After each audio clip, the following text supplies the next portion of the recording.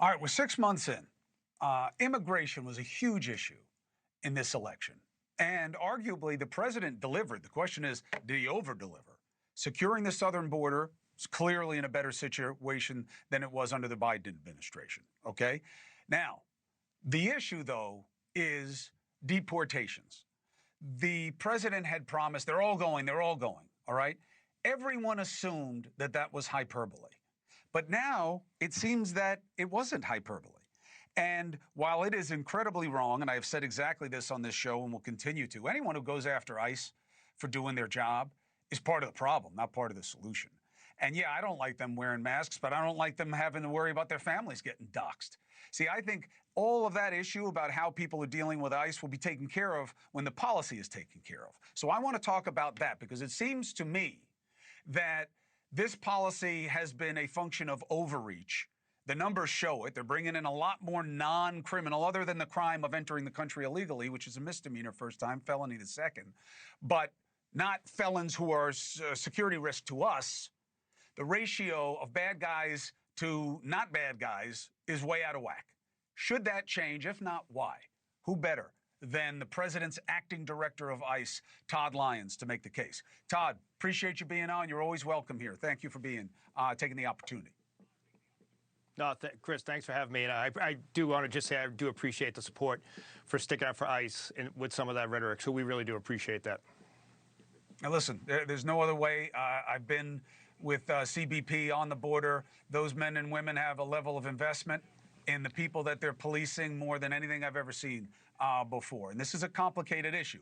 What doesn't seem that complicated to me is what the president has said, Todd, which is, hey, I heard from the farmers, I heard from the hospitality. They're not, just because you came in illegally doesn't mean you're a bad person. They're not all bad. Why not have the policy reflect that reckoning from the president himself? Well, Chris, I can't really speak to the administration's policy, what the president's thinking. I don't want to get out in front ahead of him. But definitely what you can see what Secretary Noem has had us doing is when you see the criminal worksite enforcement we're doing, it's exactly that.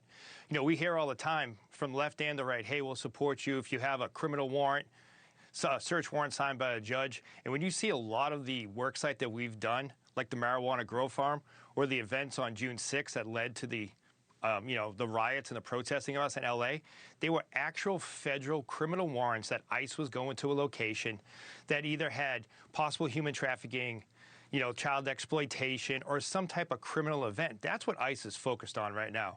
And that's really what I kind of want the American people to know is that we're actually out there. We were asked to come to a scene with a criminal warrant. We did that, and that's what we did.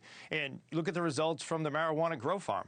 We heard that, we were arresting people that were picking produce, that, people that were out at picking lettuce. No, we were out there at a marijuana grow farm where you did have people that were exploiting children, exploiting forced labor, and we're happy we're able to take criminal actions on that. We're not just focused on the illegal migrants or the people working illegally.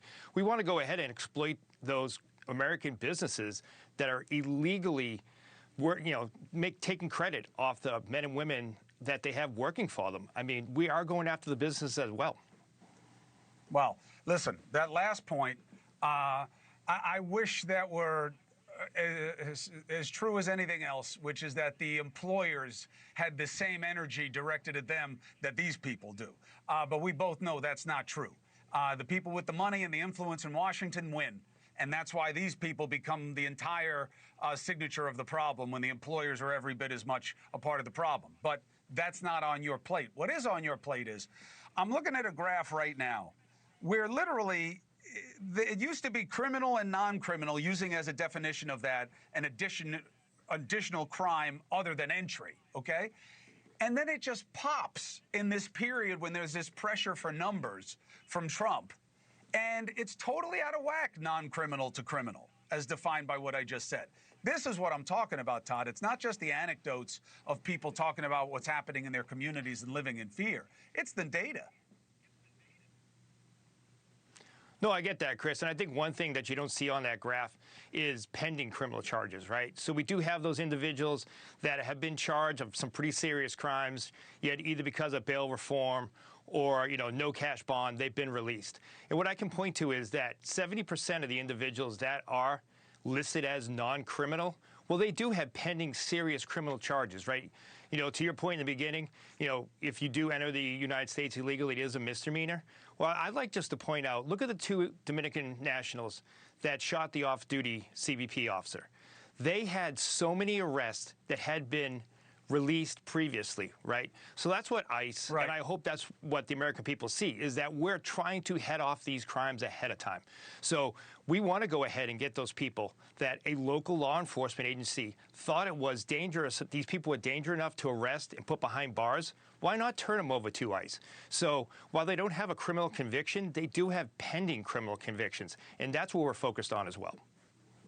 Well, listen, to the extent that that's true, Todd, you got to put that date out. Because right now it just says non-criminal. And if non-criminal is a soft definition because it turns out that they're people who've been, you know, arrested for a felony, but they haven't been adjudicated yet, you should put that in the data. My only concern with what you just said is I feel horribly about what happened here in New York with the off-duty ICE officer, but they didn't target him because he was an ICE officer. No. It's just proof that 100%. People who are here illegally can be criminal.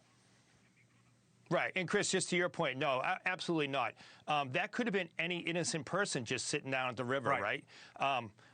You know, I'm happy no one was killed or injured. I'm happy the officer was able to rely on his training, but it definitely wasn't, that person wasn't targeted. But the point I want to make is that you have 2 individuals that were allowed in under the last administration. And then they went on a crime spree, and it ended up being a multi-state because, you know, the shooter was wanted in Massachusetts for armed robbery and kidnapping. So that's the point, is that we need to go ahead and kind of take these individuals prior to when they get released. That's a win.